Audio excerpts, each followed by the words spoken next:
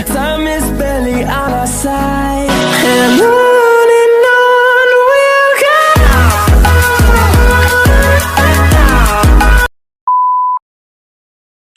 Yun, welcome back mga kadongski. So ayun, maulan na araw sa ating lahat ngayon mga kalapatids. Ito, update lang sa mga warriors natin.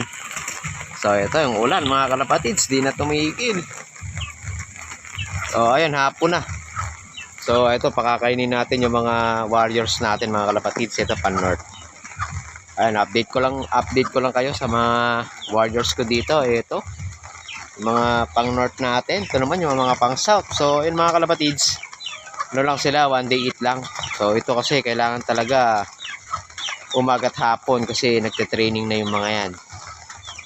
So ayan, di ko mamaya itatakpan ko yung size nila para di masyado lamigin. So dito naman mga kalapatids, ayan, mga pang south, okay naman, goods naman sila. Ayan, nagpapawalan yung iba. Sa rito yung mga stock natin mga kalapatids. So ito, mabilis ang update lang sa mga warriors natin dito. Ang ulan di na tumigil mga kalapatids. Kanina hindi na gaanong umulan, parang sumisilip na rin yung araw. Kaso eto, bumuhos na naman. So kanina pa yan, dilim na mga kalapatids. Ito, ang oras natin 4:30 pa lang. Ayun, kaso parang papagabi na.